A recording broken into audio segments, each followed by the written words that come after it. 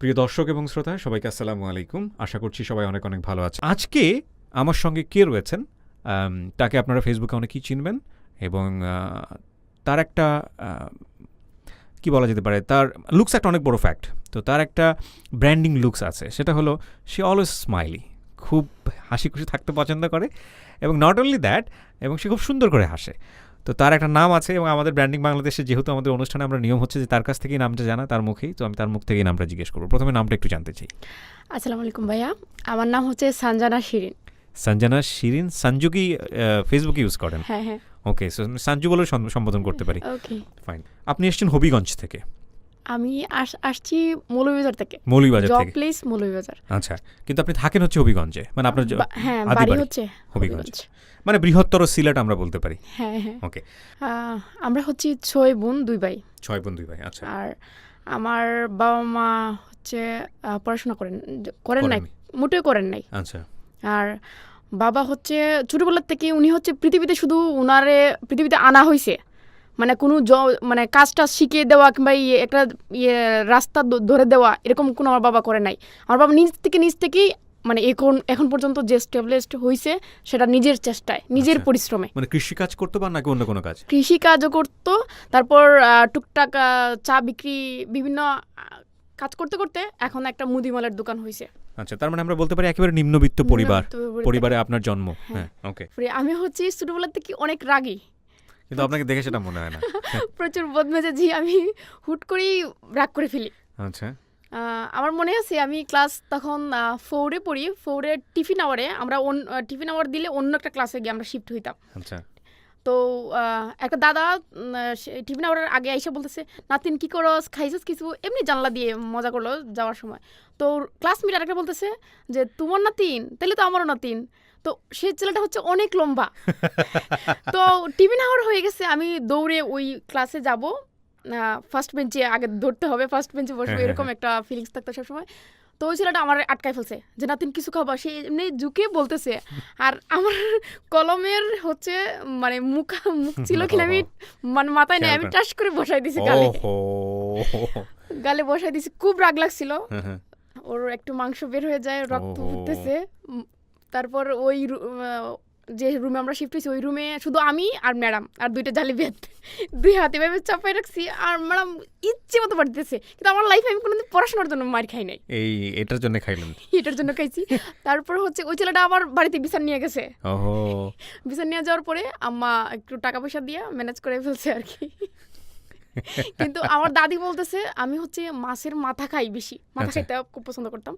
দাদি বলতেছে, হয়েছিলাম না তোর মেয়ের মাছের মাথা খাওয়াইতে, দেখছিস তোর মা কিরকম হয়েছে তোর মেয়ে। মানে মেয়েদের মাছের মাথা খাওয়াইলে মেয়েদের মাথা এরকম গরম হয়ে যাবে, এরকম একটা ধারণা ছিল। ওকে। তারপর হচ্ছে আমাদের ফ্যামিলিতে আমার বড় বোনটা শুধু একটু পড়াশোনাতে একটু উইক ছিল, আর আমরা সব বউ আই বোনগুলাই খুব ট্যালেন্ট। আমাদের কোনোদিন পড়তে বসো এটা বলতে হয় না বাবা মার, সব নিজেরাই। আমরা এটা বুঝেছি যে আমাদের পড়তে হবে, নিজের পায়ের মাটি শক্ত করতে হবে। যেহেতু আমাদের বাবা মা শিক্ষিত না, আমাদের এই রাস্তা গেলে ভালো হবে, ওই রাস্তা গেলে খারাপ হবে, এই ওইটা বলার মতো কেউ নাই। আমি হচ্ছে ক্লাস 6-এ ওঠার পরে 10 পর্যন্ত আমি নতুন কোনো ড্রেস পাই নাই। ড্রেস পাননি মানে? আমি কেন পাননি, মানে আপনার বাবার সামর্থ্য ছিল না? আমাদের পড়াশোনার কোনো আগ্রহ ছিল না, ওদের মানে ফ্যামিলিগত কোনো আগ্রহ নাই যে তুই পড়তে হবে, তুই এটা করতে হবে, এরকম। আমার বড় বোনের যে ড্রেসটা ছিল, আমার মনে আছে আমি প্রাইমারি স্কুলে 2টা ড্রেস ইউজ করছিলাম। 2টা ড্রেসে আমি 5 বছর কাটাইছি। আমার ড্রেসের এইটুকু চিড়ে গেছিল, এই ড্রেস দিয়ে আমি কাটাইছি। আমি তখন উপবৃত্ত পাইতাম, উপবৃত্তির টাকা দিয়ে ড্রেস বানাইছিলাম। আচ্ছা আচ্ছা।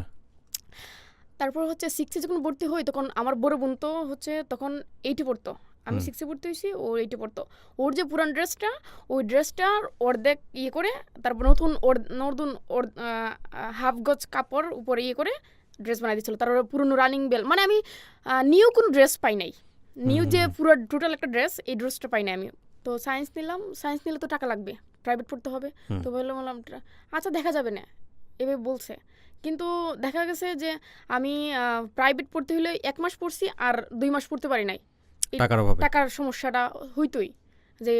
আর তারপর আমরা ভাইরে আমরা প্রচুর ভয় পাইতাম আমরা সব ভাই বোনগুলি প্রচুর ভয় পাই, ইভেন স্টিল আমার বাবা মাও ভয় পায়। ভাইরে? হ্যাঁ, বড় ভাইরে, সে খুব রাগী। তো আমরা ভয় পেতাম। তো একটু একটু মানে কাতো গলায় মারে বলতাম যে আম্মা বলো না প্রাইভেট টাকাটা লাগবে। আমার বলতো আমি পারবো না, তুই বল। আমার মাও ভয় পেতো। তো আমি আস্তে আস্তে বলতাম, তো দেখা যেত সাথে সাথে টাকাটা পাইতাম না, 4-5 দিন পর এরকম টাকাটা পাইতাম। তো এরকম আসলে মেন্টালি হয়ে গেছিলাম যে এরকম খুঁজে খুঁজে টাকা বারবার নিতে আসলে হয়। আর সময় মতো টিচারের তো ফিটা আমি করতে পারতেছি না, সাবমিট করতে পারতেছি না। অনেক সময় দেখা যেত স্যারকে মানে ফোন করে বলতাম, স্যার আমি এই মাসটা পড়বো না, পরের মাসটা পড়বো, এরকমভাবে পড়ছি। আর আমার নানার ফ্যামিলির সবাই কি করতো, এই তোর মেয়ের বিয়ে দিয়ে দিস না, আর পরে কি করবি, বিয়ে দিয়ে দে, এগুলো যারা আসস করেন খাওয়াইতেছ, এরকম সবসময় বলতো। ও বলে অনেক মজা করে বা সাউন্ডিং নাইস, বাট ওরা মজা করে না, এরকমই বলতো। এক্স্যাক্টলি। আমি অনেক সময় ওদের কাছে আসতাম, সামনে ওরা ঘরে আসলে, বেড়াইতে আসলে আমি ওদের সামনে যেতাম না। দেখলি তুই এর বিয়ে দিস না কেন, এর রেখে দিস কেন, আর কত পারবি, এরকম বলতো। তো এসএসসি পাস করলাম, এখন ইন্টারে ভর্তি হবো। ইন্টারে পড়ানো যাবে না, কেন পড়ানো যাবে না, টাকা নাই। পরে অনেক কান্নাকাটি পড়ার পরে তো ভর্তি করলো। তো ইন্টার পরীক্ষার সময় আমি একটা লিফলেট পাইছি যে ম্যাথসে আমাদের মেডিকেল অ্যাসিস্ট্যান্ট ট্রেনিং কোর্সটা। তো ওইটা দেখে আমি মানে ভিতরে ভিতরে একটা স্বপ্ন করলাম যে আমি যদি কোর্সটা করি। আর ওইখানে কোর্স লেখা ছিল যে কোর্স করার পরে 20,000 টাকা স্যালারি। ও তো আমি বললাম যে এই কোর্সটা করার পরে তুমি স্যালারি চাকরিটা পেয়ে যাবো। আর ওই ম্যাথসের কিন্তু সরকারিভাবে পরীক্ষা হয়, সরকারি ম্যাথস আছে, সরকারিভাবে পড়াশোনা করা যায়। তো এই আমি যে লিফলেটটা পাইছি বেসরকারি, তো এত টাকা কই পাবো। তো বাড়িতে বললাম, রাজি না। তো ভাই সাহেব বলতে, আমার বড় ভাই বলতেছে, আচ্ছা ঠিক আছে ম্যাথসে পড়তে দরকার নাই, তোরা আমরা মেডিকেলে পড়াবো, MBBS বানাবো। আচ্ছা ঠিক আছে, MBBS বানাবো। তো 7-8 দিন গ্যাপ, কোনো কথা বলে না। তো আমার আম্মা বলতেছে, তুই যে কইলে MBBS পড়াইবে, এখন তো আর কোনো কথা কইতেছিস না। তো বলতেছে, না না এখন তো 20-25 লাখ টাকা লাগে, টাকা আমরা কই পাইমি, টাকা হইতো না। MBBS পড়া বাদ, এমনি কলেজে পড়ুক, মানে কোন একটা সাবজেক্ট নিয়ে পড়ুক। কিন্তু আমার মাথার ভিতরে ঢুকে গেছে এটা পড়বো। বাইসা রাজি না। আর হচ্ছে আমি ইন্টার পরীক্ষার আগে আমার একটা আত্মীয়র বাসায় ছিলাম, 1 মাস ছিলাম। তো ওই আত্মীয়টা হচ্ছে আমার একটা ফোনে, আমরা মেয়ে মানুষ অনেকেই ডিস্টার্ব করবে, স্বাভাবিক। ডিস্টার্ব ছেলেরা আননোন নাম্বার পেলে ডিস্টার্ব করবেই। তো একটা নাম্বারে ডিস্টার্ব করছিল। তো আমার ওই আত্মীয়রে ফোন দিয়ে কথা বলাইছিলাম যে তুমি একটু বলে দাও না আমার ডিস্টার্ব না করতে। তো উনি ফোনে কথা বলা শুরু করছে যে মৌলভীবাজার অমুক জায়গা ছিল, আমরাও তো ছিলাম, এরকম গল্প লাগাই দিছে। লাগাই দেওয়ার পরে তো উনি ওই জিনিসটাই আমার ভাইয়ের মাথায় ঢুকে দিছে, তোর বোনের রিলেশন আছে মৌলভীবাজার পড়াইলে তোর বোন ভাইকে যাইব, তোর মৌলভীবাজার পড়াইস না, ভর্তি করাইস না। তারপর হচ্ছে আমার ভাই তো পড়াশোনা বেশি করে নাই। তো আমার কাজিন ছোটো, আমার ভাইয়ের বয়সে ছোটো, কিন্তু আমার কাজিনের কাছে পরামর্শ নিত যে হে তো এটা চাইতেছে, এটা করতাম নি, হে তো এটা চাইতেছে, এটা করতাম নি। তো তার কাছে পারমিশন নিত, কারণ সে এডুকেটেড। সো সে বলতেছে না না ওই ম্যাথসে পড়ানোর দরকার নাই। সে এটাও বলে নাই কিন্তু ম্যাথসে ভর্তি করো না, নার্সিংয়ে ভর্তি করো, নার্সিং একটা আছে, এটাও বলে নাই সে। তো তারে আমার খুব জেদ লাগলো। তারে আমি বললাম যে যাও, আমি পড়বো, পড়ে আমি তোমার দেখাবো। তুমি আমার শত্রু না, কিন্তু তুমি আমার একটা ভালো মানে পথ দেখাইছো না। আমার ভাই সাহেবটা কইতে পারতাই, তুমি জুনিয়র, তারপরে তোমার পরামর্শ কিতা লেগে নেয়, পরামর্শ নেয় যাতে তুমি একটু ভালো পরামর্শ, কিন্তু তুমি ভালো পরামর্শ দিছো না, তুমি আমার যাতে না পড়ায় এটা হয়ে দিছো। আচ্ছা ঠিক আছে, আমি পড়মু, ফিরে তোমার দেখামু। গ্রেট। কিন্তু ভাই সাহেব ভর্তি করবে না, এখন মৌলভীবাজার ভর্তি করবে না। ওই যে মাথায় ঢুকে গেছে, তার রিলেশন আছে, সে ভাইকে যাবে মৌলভীবাজার ভর্তি করাইলে। তো এরকম প্রায় 10-12 দিন ওইরকম, ওইদিকে তোর মানে ভর্তির অ্যাডমিশন টাইম চলে যেতেছে। আমি খুব কান্নাকাটি করতেছি, কীভাবে কী করবো, কি মানে ভর্তি করাবেই না। তো একবেলা খাইলে আরেক বেলা খাইতাম না, কাল শুধু মাথায় এটাই ভিতরে কাজ করতেছে, আমি ভর্তি হবো, আমার ভিতরে ঢুকে গেছে, ভর্তি করাবে না। তারপরে হচ্ছে ওই এর ভিতরে আবার ইন্টার পরীক্ষার 5 দিন আগে আবার কি করছে, আমার বিয়ের প্রস্তাব নিয়ে আসছে আমার বাবা। তাও বিয়ের প্রস্তাব আনছে বলতে একটা কাগজ, ওই কাগজে লিখা যে ছেলে কি পাস, ভাই বোন কয়জন, গ্রাম, এগুলা লিখা একটা কাগজ। আমার মা তো পড়াশোনা জানে না, তো আমার মার কাছে দিচ্ছে, আমার মা গ্লাসের চিপার মধ্যে রাখছে। তো বিকেল আমার বাবা বলতেছে যে এই কাগজটা দাও। তো আমার মা বলছে এইটা কাগজ রাখছি, এটা নিয়ে আসতো, আইনা দেখি ওইখানে লেখা। তো আমার বারে দিছি, বলতেছে আব্বা এটা কি, না কিছু না। তো আমি তো এইগুলো সব আইডেন্টি নিয়ে নিছি, নিয়ে আমার কাজে আমার একটা খালাতো ভাই আছে, ওরা ফোন করে বললাম যে এটা নিয়ে। তো তো ওই দেখা গেছে ওই লোকটা হচ্ছে একটা প্রাইমারি স্কুলের টিচার, প্রধান শিক্ষক, তার বয়স হচ্ছে 35, আমার বয়স তখন 35, সে বই পাচ্ছে না, তো আমার বাবা ওইখানে বিয়ে ঠিক করতেছে আমার। ওকে, আমি কান্না করতে করতে শেষ। আমার বাবা বলতেছে কান্না করছ কেন? তাহলে আমার পরীক্ষার সামনে, আজকে তো তোমরা শিক্ষিত হইতে, তোমরা আমার পরীক্ষার সামনে আমার বিয়ে ঠিক করতে না। তাই বলতেছে আমি তো জানি না তোর বিয়ে ঠিক, বলতেছি যে আপা এরকম বিয়ের প্রস্তাব আনছে। তারপর কান্নাকাটি করতে করতে আমার একটা দাদা আছে প্রতিবেশী, উনি হচ্ছে পুলিশ ছিল। তা উনি আসার পরে তা বলে উনার আমি কান্নাকাটি দিই কি আমার বাবা উনার মাধ্যমে আমার কথা বলাইছে যে তুই কী করতে চাস? আমি বললাম আমি পড়বো।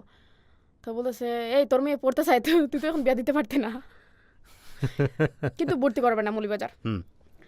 এখন ওই রকমই একবেলা খাইলে আরেক বেলা খাই না, কান্নাকাটি করি, হাবিজাবি করি, মানে কথা শুনি না, কাজ করতে চাই না, শুধু টেনশন, শুধু কান্নাকাটি করতেছি। তো ভর্তি করাবে না। একদিন খুব জিদ লাগলো ভিতরে যে ভর্তি করাবি না। সে বলতেছে যে তুমি কলেজেই পড়ো, যে কোনো একটা সাবজেক্ট নিয়ে পড়ো, তুমি মাস্টার্স হয়ে যাও, মাস্টার হবা। আমি কি করছি, ওই যে আমাদের নতুন ঘরে তো টিনের দরজা ছিল, তো আমি ওই ঘরে গিয়া সুইসাইডের এটা নিয়ে নিছি। মানে যার বাঁচবই না, আমি পড়তে চাইতেছি, তোমরা আমার পড়াইতে না। আমি আমার বাবার এটাও বলছি যে বাবা তুমি ওই ক্যাটটা আমার বিক্রি করে দাও, দানের জমি আছে আমাদের, এটা বিক্রি করে দাও, আমি পাশ করে তোমার কিনে দিব। তো বলতেছে তুই তো ফোরে তোর জামারে টাকা দিবি, আমার ছেলের তো দিতি না। আমাদের গড়ে হচ্ছে ছেলের বেশি প্রাধান্যটা, মেয়েদের অতটা প্রাধান্য নাই। তো ওইটা শোনার পরে আমি কি করছি, টাকা যখন দিবাই না, পড়তে যখন দিবাই না, তখন মরে যাই। তো উন্ন পেঁচাই দিছি। তারপর আমার বাবা হচ্ছে সাবুল দিয়ে টিনের দরজাটার কইরা হ্যাঁ ভাইঙ্গা ওই সিটকেটা কইলা আমার বলছে আচ্ছা ঠিক আছে, তোর কিছু করার নামাই বলছে যে আচ্ছা ঠিক আছে, মানে তোর পড়াবো, ভর্তি করবো যা। ওরে বাবা, পরের দিন মৌলভীবাজার নিয়ে ভর্তি করাইছে ভালো কথা। এখন হচ্ছে মাসে মাসে টাকাটা, মানে বেতন 2,500 টাকা বেতন ছিল। ওইটা আপনার ম্যাথসে ভর্তি হলেন আপনি? আচ্ছা, এটা কি medical assistant course, training school আর কি। আচ্ছা, 4 বছরের কোর্স। আচ্ছা, 3 বছর পড়াশোনা, একাডেমিক পড়াশোনা, আর 1 বছর হচ্ছে ইন্টার পাস করার পরে না এসএসসি পাস করার পরে? না, এটা এসএসসি পাস করে ঢোকা যায়, কিন্তু আমি ইন্টার পাস করে ঢুকছি। ওকে, গ্রেট। তারপর ইন্টার পাস করে ঢুকছি। তারপর আমাদের গ্রামে হচ্ছে আমার আগে কোনো মেয়ে বের হয়ে নাই যে বাইরে পড়াশোনার মতো। মানে হবিগঞ্জে আসে নাই, জেলা শহরে আসে নাই, অন্য জেলায় কিংবা ভার্সিটিতে আমার গ্রামের কোনো মেয়ে যায় নাই। এতটা রিমোট এরিয়া না, কিন্তু হচ্ছে ওখানে কনজারভেটিভ এরিয়া। আচ্ছা, বেশি পড়া যাবে না এরকম। আমার তো আমার ভিতরে একটাই ছিল যে আমি আল্লাহ যেন আমার এমনভাবে রাখে যাতে হচ্ছে আমার পথ ধরে আরেকটা মেয়ে বের হয়, যে আল্লাহ যেন আমার রাখে, যাতে কেউ বলতে না পারে যে দেখ তোর মেয়ে আজকে বাইরে পাঠাইছিস, দেখি তোর মেয়ে এরকম একটা কুকুরতি করছে, আর কোনো মেয়ে করা যাবে না, বের হওয়া যাবে না, এরকম আমার দেখলে আমার মতোই কিন্তু অন্য মেয়েরগুলোর বাধায় আটকায় রেখে দিবে। তো ভর্তি হওয়ার পরে দেখা গেছে 1 মাস, মানে টাকাটা হচ্ছে মান্থলি, মানে সাথে সাথে পাইতাম না, বয়ে ফোন দিতাম, ভাইয়া টাকা তো লাগবে। আর ওই সময় কিন্তু আমাকে 500 টাকা হাত খরচ দিত। আচ্ছা, হাত খরচ 500 টাকা দিত। আমি কিন্তু প্রথমে হোস্টেলে উঠছিলাম, কিন্তু হোস্টেলে উঠার পরে 14 দিন থাকার পরে হোস্টেলে তো ধরেন বিভিন্ন জায়গার মেয়েরা আসে, সবার মেন্টালিটি কিন্তু এক না। বেশিরভাগই হচ্ছে একজনের কথা আরেকজনের লাগা, এটা আমাদের মেয়েদের স্বভাবই। একজনের কথা আরেকজন লাগা, এরকম হইতে হইতে আমি পড়াশোনা করবো কোথায়? তারপরে পড়াশোনা ভাব দিয়ে রান্নার চিন্তাটা বেশি করতে হয় আমার, এরকম। তারপর হোস্টেল থেকে 14 দিন থাকার পরে বের হয়ে গেছি। বের হয়ে পরে একাই একটা বাসায় 8 মাস থাকছি। তারপরে বাড়িতে এভরিথিংস নিয়ে যেতাম বাড়ির থেকে, মানে দোল শুটকি, মাছ, তরকারি, এভরিথিংস নিয়ে যেতাম। আর শুধু আর 500 টাকা দিত হাত খরচ। ওই টাকা দিয়ে আমি হাইটে যেতাম ম্যাটসে। তারপরে ওই টাকা থেকে একটু যা বাজার লাগে একটু কোনো মতো চলতাম। আর একটা বাসায় ওরা হচ্ছে পুরো মাস কোনো মাছ খায় না, ওরা শুধু সবজি খায়, ঠিক আছে? সবজি খায়। আমার একটা রুম দিছে, ওরা সাবলেট দিল। তো ওদের কাছে আমি আসলে রান্নাবান্না আমার ভালো লাগে না, আমার শুধু পড়তে ইচ্ছে করতো, যে আমি পড়াশোনার টাইম যদি রান্নাবান্না তো টাইম দিয়ে দিতাম, আমি পড়বো কীভাবে? তো কী করতাম, মানে 1 মাস থাকছিলাম, শুধু সবজি খাওয়াইছে আর কিছু না। ওই বাসাটা পুরোটা বাসার মানে ছিল 4,000 টাকা ভাড়া। ওরা আমার কাছে দাবি করতেছে 4500 টাকা দিতে হবে 1 মাসে টাকা খাওয়া। আমার মাথায় আকাশ ভেঙে বলছে যে আমি এত টাকা কোত্থেকে দিব। অনেক বেশি লাইভলি, ওর কথা বলার স্টাইলই এরকম, and I actually enjoyed this. হ্যাঁ, অনেক হাসি খুশি অলওয়েজ।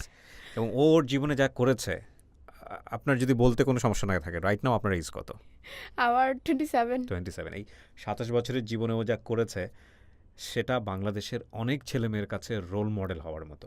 ওর সাথে আমার ফার্স্ট দেখা হয় হচ্ছে মাছরাঙা টেলিভিশনের রাঙা সকাল অনুষ্ঠানে। আপনাকে নিয়ে ফার্স্ট নিউজ এসছে পত্রিকাতে? হ্যাঁ। কোথায় এসছে, কোন পত্রিকাতে? প্রথম তো আসছিল মানে লোকাল পত্রিকায়, লোকাল তারপর পত্রিকা আসছে প্রথম আলোতে। প্রথম আলোতে আসছে, এরপরে টেলিভিশনে অনেক ইন্টারভিউ দিয়েছে এবং আজকেও ব্র্যান্ডিং বাংলাদেশে। এবং ব্র্যান্ডিং বাংলাদেশে ওকে আপনারা যতটুকু জানছেন, এটা আমি আমার কনফিডেন্টের জায়গা থেকে বলতে পারি, নিশ্চিতভাবেই বলতে পারি, এতটুকু ওকে নিয়ে এত ডিটেলে কেউ কাজ করে নাই এবং এত বিস্তারিত ও কখনো কাউকে বলেছে বলে আমার মনেও হয় না। তো ঠিক আছে, তো 500 টাকার জন্য মাথায় আকাশ ভেঙে পড়েছে। 4500 টাকা। আচ্ছা, টাকা বাবা 4500 টাকা চাচ্ছে। এই 4500 টাকা দিলে তো আমার বাবা হচ্ছে 1 বছর যাওয়ার পরে বলতেছে এখনো সময় আছে, বাড়ি আয়, সব কিছু নিয়ে বাড়ি আয়, তুই এখানে এই অনার্স না ডিগ্রি কয় এটা পর মাস্টার হইবে, এত টাকা আমরা দেওয়ার পক্ষে আমাদের পক্ষে সম্ভব না, তো টাকাটা করতে দিব, খুব কঠিন ছিল, করতে দিব। তো আমি চুপচাপ শুনতাম। তো 4500 টাকা মাথায় আকাশ, তারপর কি করছি ওই বাসা চাইরা দিছি। আচ্ছা, কোনো মতে 2500 টাকা দিয়ে বলছে আমার কাছে 8 টাকা দেওয়া সম্ভব না, আমার বাড়ি থেকে কোথেকে টাকা দিবে আমাকে, এটা বললেই তো আমাকে পিটাবে, বলে এখানেও চলে আয়, এত টাকা দরকার দিতে পারবো না আমরা, চলে আয়। তারপর হচ্ছে আরেকটা বাসায় গেছি, ওইখানেও সমস্যা। ওইখানেও কি হচ্ছে, ওইখানেও সাবলেট ছিলাম, ওদের 2টা বাচ্চা ছিল। তো ওই লোকটাও আমাদের হবিগঞ্জেরই, ওইখানে টেলারের কাজ করতো। ওর বউ হচ্ছে সন্দেহপ্রবণ বেশি। ওহো, ও হাজব্যান্ডটা হচ্ছে পরকিয়া করে, ঠিক আছে, কিন্তু আমি তো ছোট মানুষ, আমি পরকিয়ার কি বুঝি, কিন্তু আমার সাথে লাস্ট পর্যন্ত জড়াই দিল। ওহো। তারপরে ওখানে কোনো মতে আমি 6 মাস কাটাইছিলাম। ওকে, 6 মাস কাটাইছি, পরে আমি হচ্ছে ম্যাথসের পাশাপাশি ডিগ্রিও ভর্তি হয়েছিলাম। আচ্ছা আচ্ছা, আমি বিএনসিসি করতাম। ওকে, তো ডিগ্রি ভর্তি হওয়ার পরে আমি ওই আমার বিএনসিসি যে টিচারটা রৌফ স্যার, ওনাকে আমি বললাম যে স্যার এরকম এরকম সমস্যা হইতেছে। তো হচ্ছে আমার মহিলা কলেজের হোস্টেলে স্যারে বলতেই মহিলা কলেজে আমি সিট পাওয়া যাই, মহিলা কলেজে চলে আসি। তো হোস্টেলের লাইফটা হচ্ছে বিশাল এনজয়েবল একটা লাইফ। আমি হচ্ছে আমার রুমমেটগুলো সবাই খুব ভালো ছিল। আমি সকালে ঘুম থেকে উঠে আমার যে ম্যাথসের টিচার আক্তার স্যার, উনি সবসময় একটা কথা বলতো যে অ্যাপ্রনের পকেটে যদি বিস্কুট রাইকা সারাদিন হসপিটালে থাকতে পারোস তাইলে তুই শিখতে পারবি, না হলে শিখতে পারবি না। এই জিনিসটা আমার মাথায় এখনও কাজ করে। তো আমি পরিশ্রম করা শুরু করলাম। টানা 9 মাস আমি সকাল বিকাল ডিউটি করছি। সকালে কোন হাসপাতালে? মৌলভীবাজার 250 শয্যা বিশিষ্ট হাসপাতাল। আচ্ছা, ওখানে আপনার রোলটা কি ছিল? আমাদের ইন্টার্নির যে এটা, কিন্তু আমাদের সেকেন্ড ইয়ার থেকেই আমাদের ওইখানে অ্যাটাচমেন্ট দিয়ে দিত। আচ্ছা, কাজ শেখার জন্য ডক্টর অ্যাসিস্ট্যান্ট হিসেবে কাজ করা, মেডিকেল অ্যাসিস্ট্যান্ট আমরা। আচ্ছা আচ্ছা। সকালে বুড়ে ধরেন ঘুম থেকে উঠেই বিস্কুট পকেটে নিয়ে হাইটে চলে যেতাম ম্যাথসে, হাইটে যেতাম। তখন আমার 500 টাকা দিত, 500 টাকা হাত খরচ দিত, হাইটে ম্যাথসে যেতাম। এই 500 টাকাতে সারা মাস হতো? হ্যাঁ, কিছু করার নাই, বেশি বললে তো দিবে না, আর ইয়ে করতে। আর ফোনের যে 20 টাকা করে দিত প্রতি মাসে, ধরেন 2-3 বার 20 টাকা করে দিত ফোনে। ওকে। আর ছোট একটা ফোন চালাতাম, তখন কিন্তু আপনার প্রোগ্রামটা শুনতাম। ওকে, ডাউনলোড করে শুনতাম আপনার প্রোগ্রামগুলো 2013 রেডিওর অনুষ্ঠানগুলো। হ্যাঁ, ভালো লাগতো অনেক, অনেক কিছু শেখা যাইতো। ওকে, ইন্সপায়ারেবল। তো টানা 9 মাস আমি সকাল বিকাল ডিউটি করছি। সকালে উঠেই কিছু এখানে যে ভাতটা তরকারি দিত, সকালে নাস্তা দিত, আমি এগুলো খাইতাম না। আমি বিস্কুট রাখতাম, বিস্কুট পকেটে নিয়ে খাইতে চলে যেতাম ম্যাথসে ক্লাস করে। তারপর হসপিটালে যেতাম, ওইখানে সারাদিন ইয়ে করে, আর পারলে দুপুরে তারা আসতাম হোস্টেলে, এসে একটু ভাত খাই, আবার চলে যেতাম। আমাদের হোস্টেলের নিয়ম ছিল 5টার ভিতরে ঢুকতে হবে, কিন্তু আমি রাত্রে 9টা 10টা 11টা পর্যন্ত আমি হোস্পিটালে। আচ্ছা, মানে প্রচুর কাজ করতে হবে আমার। ইমার্জেন্সিতে আমি টানা 9 মাসে ছিলাম। আমার সকালে শুধু আমার রোস্টারে ডিউটি করতাম, আর পরেরটা আমার যখন যেখানে মন চায় আমি কাজ শেখার জন্য ইয়ে করতাম। ওকে, হ্যাঁ।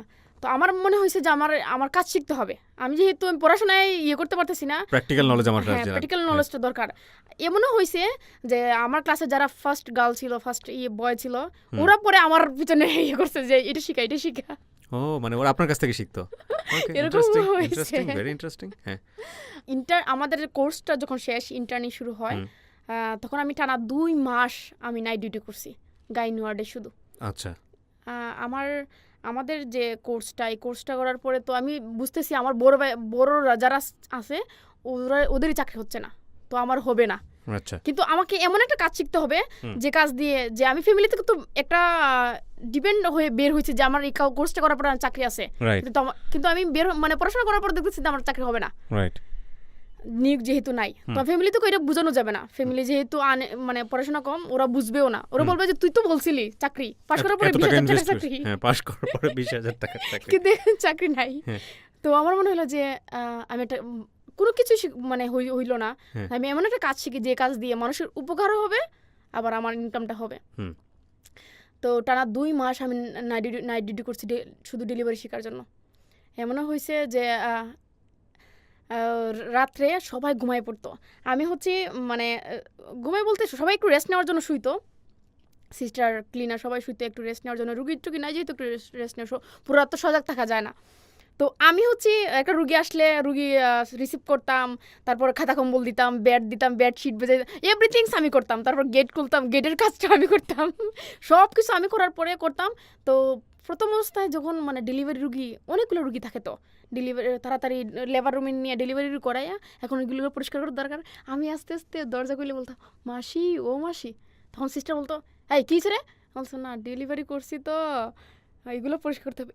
এখন এই মেয়ের এত সাহস, তুই একা ডেলিভারি করস, কোনো সমস্যা হলে তুই কী করবি, এমন একটা গেট আপ নিয়ে যাইতাম যে ওরা বুঝতো যে আমি আসলে বুঝি, আমি আসলে কিচ্ছু বুঝি না, গেট আপ নিয়ে যেত লুকাইয়া পিভি, মানে ওই যে পিভি যে এক্সামিনেশন মানে আলটিমেটলি আপনাকে পেশেন্টরা যাতে ভ্যালু দেয়। Okay, but he is a very nice one. হ্যাঁ, একটা গেট আপ নিয়ে যেতাম যাতে ওরা বুঝতে না পারে যে আমি পিচ্ছি একটা মানুষ, আমি কিছু জানি না, কিছু বুঝি না, আমি পিভি করতাম। কইরা আবার পিভি কি জিনিস? পিভি হচ্ছে বাচ্চার প্রোগ্রেসটা হতে হলো, জরাই মুখ খুলছে কিনা, ও আচ্ছা আচ্ছা, ডেলিভারির যে একটা প্রসেসটা, প্রোগ্রেস কতটুকু হইলো এটা আর কি। তো কইরা মানে একটু সাইলেন্ট থাকতাম, কাউকে বলতাম না, যখন কেউ নাই তখন করতাম। আর যখন ম্যাডাম আবার চেক করতো তখন মানে আমি চেক করে আইসা মানে মাপতাম, স্কেলে মাপতাম যে আমার কতটুকু হইলো, আমার তো আঙুল ছোটো ছোটো মাপতাম। আর ম্যাডামগুলো যখন করতো তখন ম্যাডামের সাথে মাপতাম যে ম্যাডামের কতটা হয়েছে আমার। ম্যাডাম মানে ডক্টর? হ্যাঁ, ডক্টর ম্যাডামরা। তো তখন মানে সাহস ভিতরে আসলো যে না ম্যাডামের সাথে মিলছে, যেহেতু আমার হইতেছে। ওকে, এরকম আস্তে আস্তে শুরু করলাম। মানে উনি আপনাকে শেখাইতো না, ওনার শেখানোর দায়িত্ব না। হ্যাঁ, ওনারা তো অনেক বিজি, সিজার টিজার করতে হয়, অনেক কাজ ওনাদের, ওনারা তো আমরা শিখাবে না ওই ইয়ে করে। তারপর যথেষ্ট মানে জিজ্ঞেস করলে বলতো যে এটা জিজ্ঞেস করতাম, বলতো। আপনাদের ভূমিকাটা কি থাকতো তাহলে ওখানে মেডিকেল অ্যাসিস্ট্যান্ট হিসেবে? আমরা তো ইন্টার্নি করতাম, কাজ শেখার জন্য আমাদের দেখে দেখে চটচক পরে শেখো। হ্যাঁ, এরকম। না, কিন্তু আমি একটু ধারণা পরিষ্কার করার জন্য কয়েকটা কোশ্চেন করতে চাই। একটা যেটা হচ্ছে যে 3 বছরের বিদ্যা আপনারা নিচ্ছেন, এটার সাথে ডাক্তারি বিদ্যার পার্থক্যটা কি? ওনারা তো আমরা একটা যে কোনো একটা ডিজিজ আমরা হালকাভাবে জানি, ওনারা হচ্ছে ডিপলি ভাবে জানি। ও আচ্ছা, তার মানে আপনি কখনোই ডাক্তারি করতে পারবেন না? ডাক্তারি মানে বঙ্গবন্ধু আমলে আমরা কিন্তু ডাক্তারই ছিলাম, কিন্তু এখন ডে বাই ডে এটা উঠে যাচ্ছে আর কি। তাহলে আপনাদের রোলটা কি হবে? রোলটা হচ্ছে আমরা আমাদের যে কারিকুলামটা আমরা কিন্তু এভরিথিংসই করতে পারি, প্রাইভেট ইমার্জেন্সি ট্রিটমেন্টগুলো, সেলাই টেলাই এভরিথিংসই আমরা করতে পারি। আর কথা হচ্ছে যারা বিএমডিসি রেজিস্ট্রেশন থাকবে তারা প্র্যাকটিস করতে হবে, তারা ডাক্তার লিখতে পারবে, কিন্তু আমরা ডাক্তার লিখতে পারতেছি না। আপনাদের ডিগ্রিটাকে কি বলে? ডিএমএফ। মানে কি হলো তাহলে ডিএমএফ এ? Diploma in medical faculty. ও, ডিপ্লোমা ইন মেডিকেল ফ্যাকাল্টি। হ্যাঁ, এটাকে হচ্ছে ডিপ্লোমা হিসেবে নেয়। তার মানে ডাক্তার। আচ্ছা, ডিপ্লোমা ডাক্তার। আচ্ছা, আর হচ্ছে ওই যে স্বাস্থ্য কমপ্লেক্সে ওইখানে নিয়োগ আছে আমাদের। আচ্ছা আচ্ছা, জেলা সদরে নাই।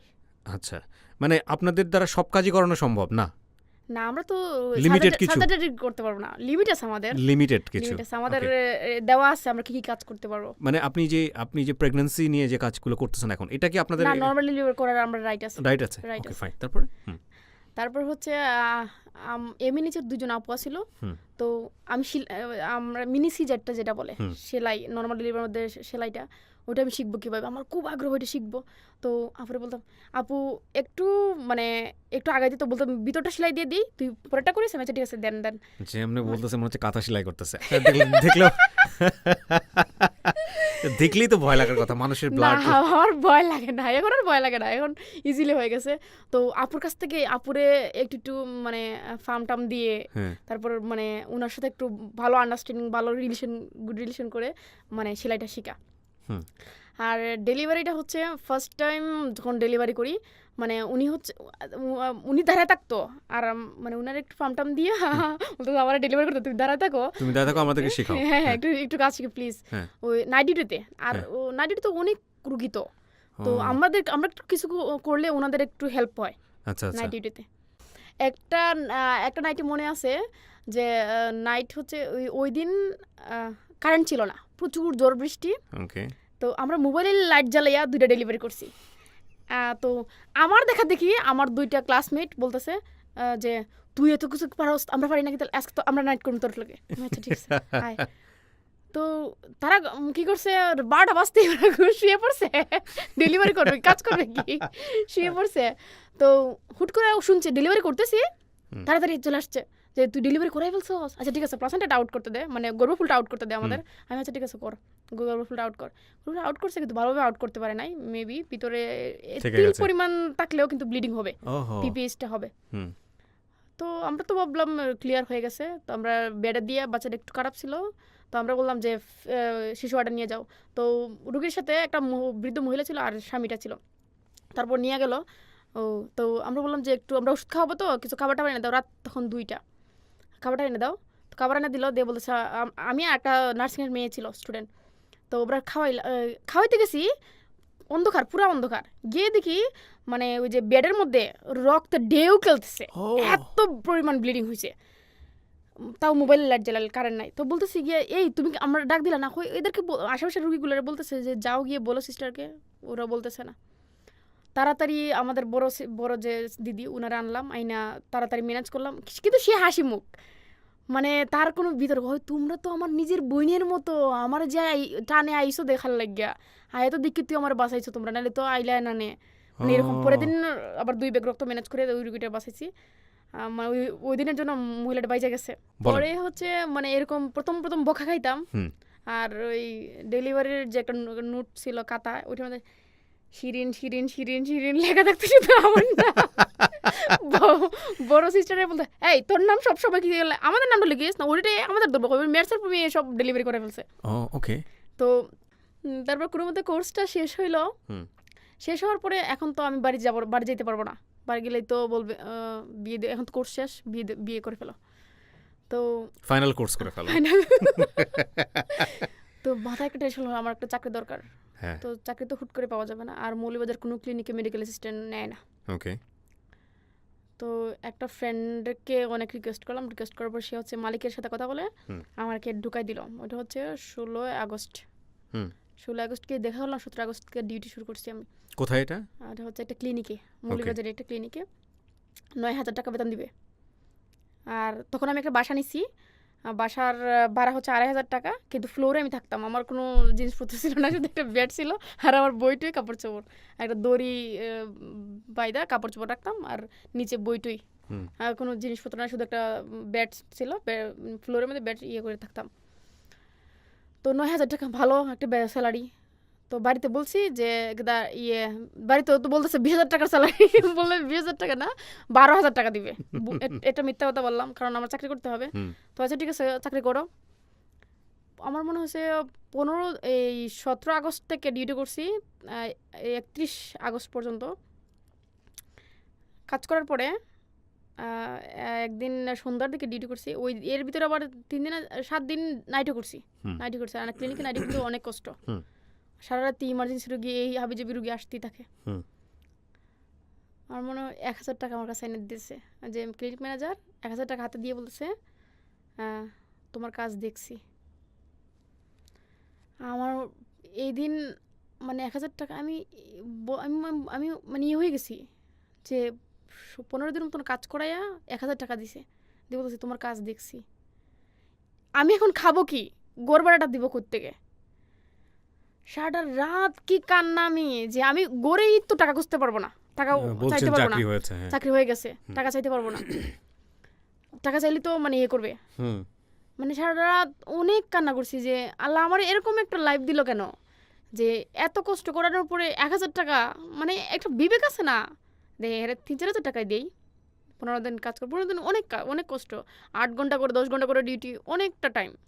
আমি তো বাইরেও কারো গড়েও কাজ করতাম, তাহলে আমার 1,000 টাকা দিত না।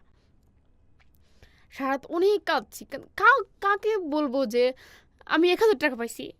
ফ্যামিলি তোকে বলা যাবে না, বলি তো বলবে বাড়ি চলে আসো, বিয়ে দিয়ে দিব, ওরা অলরেডি মানে জামাই টামাই খুঁজতেছে। তারপরে যে বাসার যে ছিল, খালাটা অনেক ভালো ছিল, তো ওনারা বলি যে যদি ভাড়াটা একটু হয়ে যায়, বাকি হয়ে যায়, আমি পরে থেকে আমি করে দিব, আমি যে কোনোভাবে ম্যানেজ করে দিব। কিন্তু আমি ওনার ভালো করে বলতে পারি না যে আমার একটু একটু বেশি করে দেন, কারণ আমি তো ওদের মতো তো পরিশ্রম করতেছি, ডিপ্লোমা নার্সের মতো তো আমি পরিশ্রম করতেছি। ডিপ্লোমা নার্সরা 9,000 টাকা পাইতেছে, আমাকে 3,000 টাকা কেমন দেন, আমার একটু বাড়াই দেন। আমি এটা বলতে পারতাম না, কারণ এটা বললেই তো বলবে যে তুমি মেডিকেল অ্যাসিস্ট্যান্ট, তোমাকে তো নিচে তো এটাই বেশি। তো 3,000 টাকা দিল, পরের মাসে আবার 3500 টাকা দিল, কিন্তু আমি বাড়িতে বলতে পারি নাই যে আমি এত কম টাকা স্যালারি পাইতেছি। তো আমার ছোটো খালার হাজব্যান্ড বিদেশ যাবে, তো খালা হচ্ছে আমার কাছে টাকা চাইছে। আমার আম্মা বলছে আমার কাছে টাকা নাই, হে তো নতুন চাকরি পাইছে, বাড়িতে টাকা করে দেয় না, এর কাছে টাকা আছে অনেক, ফোন করে দেখ। তো ফোন করে বলে 20,000 টাকা দেয়। 20,000 টাকা কোথেকে দিব? আমার তো নিজেই ফকিরের মতো অবস্থা। আমি বলছি না খালা, আমার কাছে টাকা নাই, আমার অনেকগুলো ঋণ আছিল, তো আমি ঋণগুলো দিয়ে দিছি। মিথ্যাটা ভালো লাগছে। অনেক কষ্ট। খাবো কি? আলু ভাজি খাইতাম, বেগুন ভাজি খাইতাম, মাছ টাছ কেনার তো ছিল না। এরকম ভাড়া তো দিতে হবে। আমি না খাই এটা তো ফ্যাক্টর না, কিন্তু ভাড়াটা দিতে হবে। সে তো ভাড়ার জন্য আমাকে ভাড়াই দিছে। আমি তো ফেসবুক চালাইতাম না ওইরকমভাবে, ছোট একটা মোবাইল ছিল, ফেসবুকে এরকমভাবে চালাইতাম না। আমি জানতামও না মানুষ ব্লাড দেয়, সংগঠন আছে, স্বেচ্ছায় মানুষকে রক্ত দেওয়া যায়, এরকম কিছুর সাথে পরিচয় ছিল না। তো আমি তখন ইন্টারনেটে করতেছি, রাউন্ড দিতেছি, আর কুলাউড়ার একটা মহিলা ব্রিজ প্রেজেন্টেশন, মানে উল্টা বাচ্চা ছিল, অনেক চিল্লাপাল্লা করতেছে, আর স্বামীটা হচ্ছে সহজ সরল। তো দেখতেছি সিস্টার বলতেছে তুমি তাড়াতাড়ি ব্লাড নিয়ে আসো, নাহলে তোমার বউকে আমরা সিলেট রেফার করে দেবো, ব্লাড ছাড়া আমরা সিজার করতে পারবো না। তো আমি বলতেছি কি গ্রুপ? বলতেছে এ পজিটিভ। তো আমারও এ পজিটিভ, আমি কোনোদিন রক্ত দেই নাই। তো বলতেছে আচ্ছা ঠিক আছে, তুমি খুঁজো, যদি না পাও আমার হইও। তো আমি গেলাম ওয়ার্ডে, গিয়ে দেখলাম যে ওই মহিলাটার বাচ্চার এতটুকু হাত বের হয়ে গেছে। আমার এখনো সিনারিটা আমার চোখে ভাসতেছে, আমি আপনারা দেখাইতে পারলে ভালো হইতো। এতটুকু হাত বের হয়েছে, মহিলাটা প্রচন্ড চিৎকার করতেছে ব্যথায়। ওইটা দেখার পর মানে বলতেছি না আমি ব্লাড দিব, আসো। গিয়ে ব্লাড দিলাম, দিয়ে আমি চট করে উঠে চলেও আসছি, আইসা আবার ডিউটি করতেছি। এই জীবনের প্রথম প্রথম ব্লাড দেওয়া। তারপরে হচ্ছে আমি ব্লাড দিয়ে কারো কাছ থেকে কিছু খাইতে হয়, কিছু করতে হয়, এটা আমি জানতাম না। তো সিস্টার বলতেছে এই তুই ব্লাড দিস, কিছু খাইছস? আমি না কিছু না খাওয়াই তো।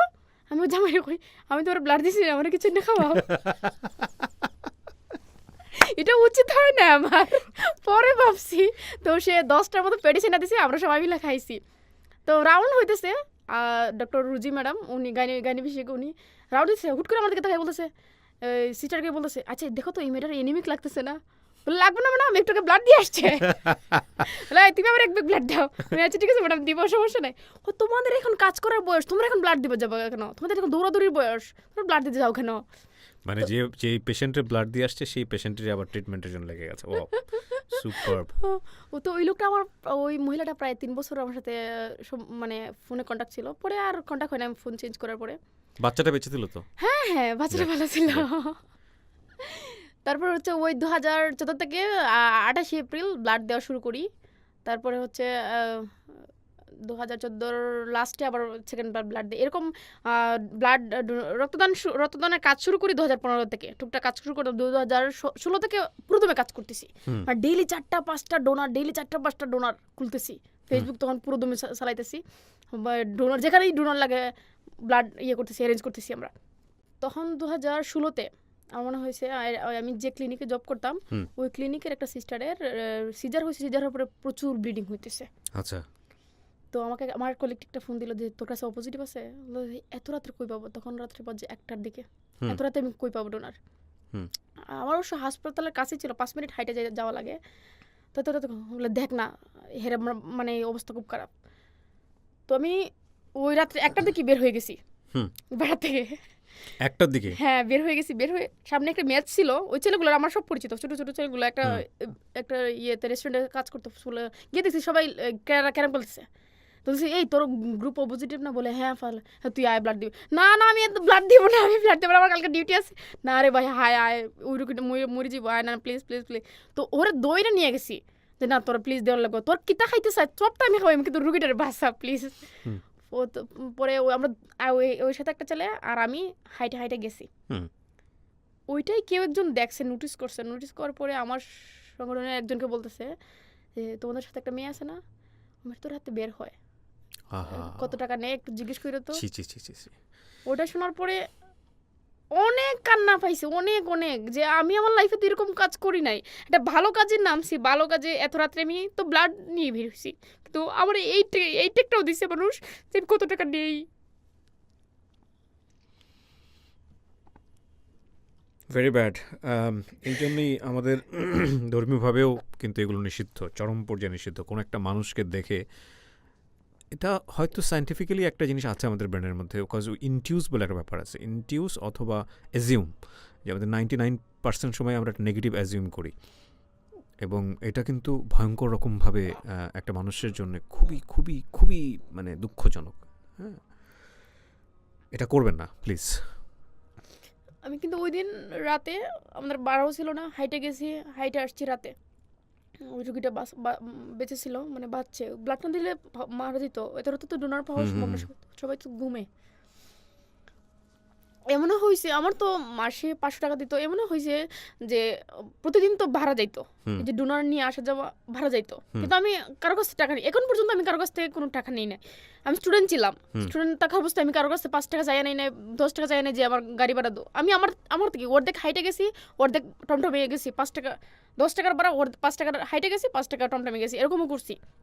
এমনও হয়েছে যে বাচ্চার ব্যাগ কেনার টাকা নাই, ওই টাকা দিয়ে হাইটা বাসায় গেছি, প্রায় 30 মিনিটস লাগতো হাইটা, ওই হাইটেও গেছি বাসায়।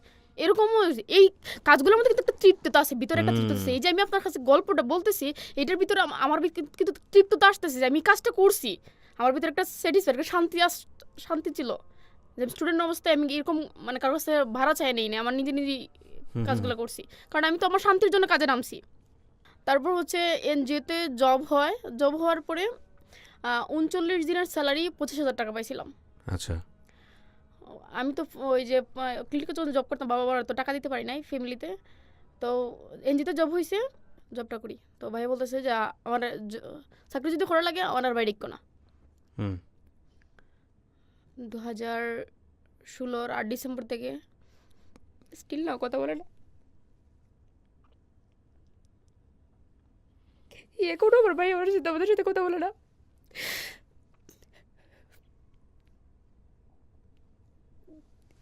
আমার 4 নম্বর বোনটা, সে হচ্ছে ইন্টারে ভালো রেজাল্ট করে, সে মানবিক থেকে। তো আমার মাথায় আসলো যে 39 দিনের স্যালারি 25,000 টাকা পাইছি, তো বাবা মা তো আর আমার কষ্ট করে পড়াইছে, ঠিক আছে, কিন্তু আরেকটা তো পড়ানোর ক্ষমতা নাই। ওরে ফার্স্ট টাইম মানে সরকারি পরীক্ষার জন্য কাগজটা ফর্ম ফিল আপ করছি, তো পারমিশন নিতে গেছে, বলছে না নার্সিং পড়ানো যাবে না, নার্সিং পড়া যাবে না। কি নার্সিং পড়া মানে এই ফর্ম ফিল আপ আগে সে খুব এক্সাইটেড আসলো যে আমি নার্সিং পড়বো, আমি নার্সিং পড়বো, আমি আমার কাছে টাকা নিয়েছি ফর্ম ফিল আপ করার জন্য।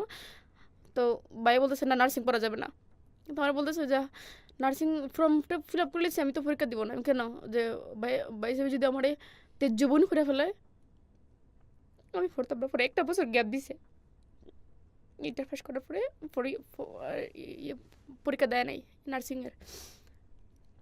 পরে তার ভিতরে আমি একটু ঢুকাই দিলাম যে দেখ আমরা বোনগুলা সবাই বলতেছে যে আমরা খাওয়া পার্টি, আমরা পৃথিবীতে আইসি, আমরা অতটা বোন, আমরা খালি খাইবার লেগে আইসি, আমরা এটা আমরা জবাব দেওয়া লাগবো, তুই নার্সিংটা পর, তো যা টেকা লাগে আমি চুরি করি দাঁড়ি করি, আমি টেকা তোর ব্যাকআপ দিমু, তুই নার্সিংটা পর।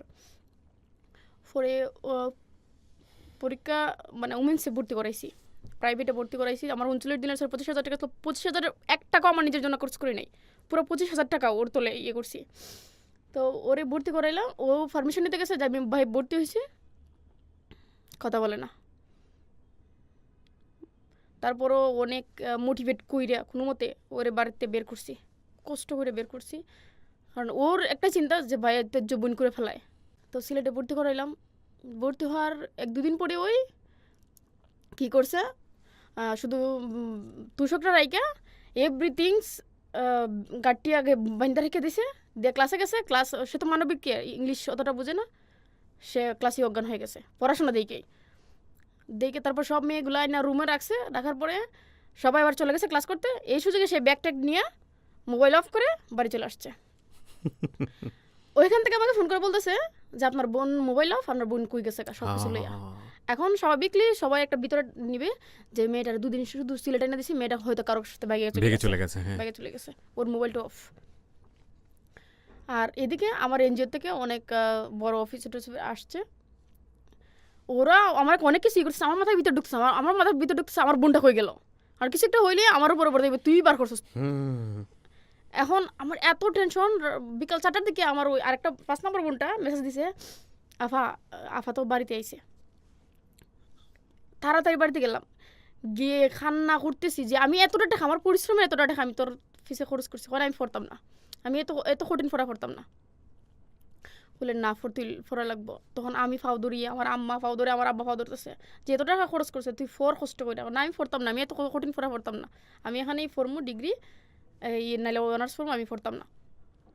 তো আমার ইয়ে ছিল না, ব্যাগের ভিতরে কোনো বৃষ্টি ছিল না, তাও আমি ভয় দেখাতেছি যে আমি বিষ খাই ফেলবো, আমার এত কষ্ট, আমার কষ্টটা আমি মানে ইয়ে করতে দিব না, বিফলে যেতে দিব না, আমি এখনই মরি জিমুগা তুই যদি না যাস। পরে খানতে কয়ে আচ্ছা ঠিক আছে। পরে আমার আম্মা নিয়ে দিয়ে আইলো, সে হুট করে এই মানুষের মেয়ের সাথে মিশতে পারতেছে না, প্রতিদিন রাতে কান্না করতো, প্রতিদিন রাতে মেসেজ দিত যে আমি পড়তে পারতেছি না, ইয়ে করতে পারতেছি না। তো একটু কষ্ট কর। তারপর ওরে শিখাইলাম যে বেশি রুমে থাকার দরকার নাই, কোনো মেয়ের সাথে কথা বলার দরকার নাই, ঝগড়া তুই ওয়ার্ডে গিয়া কাজ শিখিস, আপুদের বড় ভাইয়ারদের সাথে একটু মিশিস, একটু কাজ পেপার মানে এগুলা রুগীর ফাইলপত্র দিয়ে অনেক কিছু শিখতে পারবে। এই ঝগড়া দিচ্ছে ওয়ার্ডে গিয়ে কিছু শেখাটাও ভালো। এইটা সিস্টেমটা শেখানোর পরে সে এমন পড়া দিল, টাটা মুখস্থ দিয়া মেয়ের মধ্যে ফার্স্ট। বাহ, চমৎকার, মানে এরকম, মানে সব মেয়ের বলতেছে এ তো টাটা মুখস্থ সব মাইরা দেয়, বুঝুক না বুঝুক সে টাটা মুখস্থ। তারপর হচ্ছে তারও ডেলিভারিতে ইন্টারেস্ট, অবশ্য আমার যে জব প্লেসটা এখন ওইখানে এসে 2-3 দিন ডেলিভারি করছে, ডেলিভারিতে ইন্টারেস্ট আমারটা দেখা। আর আমার ওই আগের যে ক্লিনিকের 2টা বান্ধবী ছিল, ওরা হচ্ছে জৈন্তপুরে চাকরিতে গেছে, এনজিওতে জৈন্তপুরে চাকরিতে গেছে, সিলেট জৈন্তপুরে। তো ওই যেদিন জয়েন করছি কমলগঞ্জে, ওই দিনই আমার বান্ধবীরা ফোন করতেছে, এই তুই হই, আমি বলতেছি আমি তো কমলগঞ্জে জয়েন করতে আসছি, জয়েন করিস না ওইখানে, হয়তো জৈন্তপুরায় আমরা একটা চাকরির ব্যবস্থা করছি। কিন্তু তারা আমার বলে না, এটা বলে নাই ওইখানেও 24 ঘন্টার ডেলিভারি সেন্টার, ডেলিভারি করতে হবে। তারা আমার এটা বলে নাই যে একজন মাতৃকালীন ছুটিতে গেছে, এটার পরিবর্তে তোরা ঢুকাইছি, এটা বলে নাই আমারে। তো আমি তো মহা খুশি, এখানেও ভালো স্যালারি, 17,000 টাকার মতো স্যালারি। আমি তো নাচতে গেলাম। যাওয়ার পরে কি হয়েছে, যেই 3 মাস হয়ে গেছে, আর প্রথম মাসেই আমাকে টার্গেট দিছে যে গত মাসে তো 3400 ডেলিভারি হয়েছে, তুমি এই মাসে কাছাকাছি যাইতে হবে তোমাকে। 34টা? আচ্ছা, হ্যাঁ, তোমাকে কাছাকাছি যাইতে পারো, তাহলে তোমাকে রাখবো। আর আমাকে ফলো আপ করার জন্য আরেকটা সেন্টার থেকে আরেকজন আইনা রাখছে আমাকে ফলো আপ করার জন্য, যে আমি পারি কিনা। ওকে। তো যেদিন ডিউটি শুরু করছি ওই দিনই 2টা ডেলিভারি মানে ও দ্বারাই ছিল যে ফলো আপ করার, হিরো দ্বারা দিচ্ছিল, আমি 2টা ডেলিভারি করে ফেলছি, ফটফটাই করে ফেলছি। আসলে ডেলিভারিটা হচ্ছে আমার আগ্রহ, মানে কি বলবো, মানুষ সন্তানকে যেভাবে মানে খুব আদর করে, খুব মায়া করে, নর্মাল ডেলিভারিটার কাজের প্রতি আমার এরকম আগ্রহ।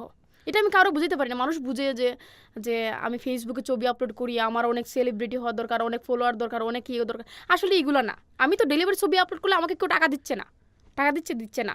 আমাকে যারাই মানে আমার যে থিঙ্কিংটা, ডেলিভারি ছবি আপলোড দেওয়ার যে থিঙ্কিংটা, এটা হচ্ছে আমাদের মায়ের আমল, দাদির আমল, নানির আমল নর্মাল ডেলিভারি অহরহ হইতো, এখন কেন হইতেছে না? এখন হইতেছে না যে আমাদের যে মেয়েদের ধৈর্যটা কমে গেছে, পেইন সহ্য করার যে মানে ক্ষমতাটা, ওরা এটা করতে পারতেছে না। অনেক মেয়ের আছে নিজে গিয়ে বলতেছে যে আমি পেইন সহ্য আমার সিজার করে ফেলো। পরে 3 মাস কাজ করছি, তখনও কিন্তু আমার প্রচুর ফোন আসে ব্লাডের জন্য, সিলেট, মৌলভীবাজার, হবিগঞ্জ প্রচুর। আর মেনলি হচ্ছে আমি মৌলভীবাজার ডায়ালাসিস রুগীগুলো নিয়ে কাজ করি, কারণ ওদের প্রতি মাসে 4 ব্যাগ 5 ব্যাগ ব্লাড লাগতেছে। ওরা তো এমনিতেই 2টা কিডনি ড্যামেজ, তারপর হচ্ছে প্রতি মাসে ওদের টাকা লাগছে, ডায়ালাসিস করতে আসছে টাকা লাগতেছে, আর টাকা দিতে অনেক ফ্যামিলি হচ্ছে পথে বসে যেতেছে। তো আমি চিন্তা করলাম যে ওদের ব্লাড ম্যানেজের দায়িত্বটা আমি নেই, একদিক দিকে ওরা থাকুক, শান্তিতে থাকুক। একটা জিনিস যে মানে সে মরে যাবে আমি জানি, আমরাও মরে যাবো, কিন্তু সে জানতেছে যে তার 2টা কিডনি ড্যামেজ, সে মরে যাবো, তাড়াতাড়ি মরে যাবে, আমরাও মরে যাবো, কিন্তু আমরা করতে পারতেছি না আর কি। তো আমি সে মরে গেল, এটা এই ফিলিংসটা নিয়ে মরে যাক, যে পৃথিবীতে আমার ব্লাডের জন্য কষ্ট করতে হয় নাই। তার একটা ব্লাডের দরকার, মানে সামহাও আপনাকে ফোন করলো, আপনি তো ব্লাড ম্যানেজ করতে পারবেন, আপনি দিলেন অন্যজনের নাম্বার, সে দিল আরেকজনের নাম্বার, এভাবে সে ডে বাই ডে মানে বাই দ্য বাই মানে 4-5 জনকে ফোন করা লাগতেছে, তার ফোনে টাকা যাচ্ছে, সে কিন্তু ডিরেক্টলি কারোর কাছে ফোন করে ব্লাডটা পাইতেছে না। সো আমি এইটা দায়িত্ব নিয়ে করতেছি, মৌলভীবাজারের ডায়ালাইসিস পেশেন্টগুলোর দায়িত্ব, তারপর তেলাসিমা বাচ্চা, এগুলোর দায়িত্ব নিয়ে আমি ব্লাড ম্যানেজ করতে প্রতি মাসে 5 ব্যাগ 6 ব্যাগ মানে প্রতি মাসে মানে এক একটা রুগীর মানে বি পজিটিভ বেশি রুগী, প্রতি মাসে 20 ব্যাগ 22 ব্যাগ বি পজিটিভ। আমার এমনও মনে হয়, আমি এমনও হয়েছে মানুষের পায়ে ধরে ফেলছি বি পজিটিভের জন্য, কান্না করে ফেলছি, মানে এরকম হার্টলি আমি কাজটা করি ডায়ালাইসিস রুগীর জন্য। ওরা ওরা ফোন করতে ব্লাডটা ম্যানেজ, ওরা এটা বুঝে আমার কাছে ফোন করতে ব্লাডটা ম্যানেজ, কিন্তু এখন আমি কেমনে ম্যানেজ করতেছি ওরা জানে না।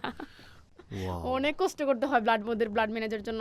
তো ওইখানে প্রচুর ফোন আসে, আর আমি ওইখানেও ব্লাডের কাজ বলতে আমার পাশে একটা হাই স্কুল ছিল, ওই হাই স্কুলে আমি ব্লাড গ্রুপিং অ্যারেঞ্জ করছি। অ্যারেঞ্জ করার পরে ওই দিনও 6টা ডেলিভারি রুগী ছিল। 6টা ডেলিভারি বলতে ও ডেলিভারি হবে না, ওরা একটু পেন নিয়ে চলে আসছে।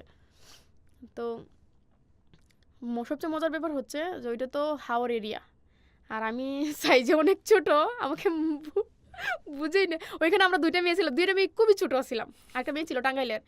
তো মাসিকে ভাবতো যে মাসি ডেলিভারি করাইছে। মাসি মানে আমরা তো ধরেন স্কার্ট পরতাম, গেঞ্জি পরতাম, মানে ডিউটি আওয়ার সারা, তো বুঝতো যে আমরা ছোট ছোট মেয়ে, মাসির মেয়েটি হোম এরকম। তো একদিন একটা রুগী বলেছে যে ওই ডাক্তারটা বলে গেছে এটা করা যাবে না। আমি বলছি করা যাবে না মানে কোন ডাক্তার? বলছে একটা মেসকিপার একটা ডাক্তার।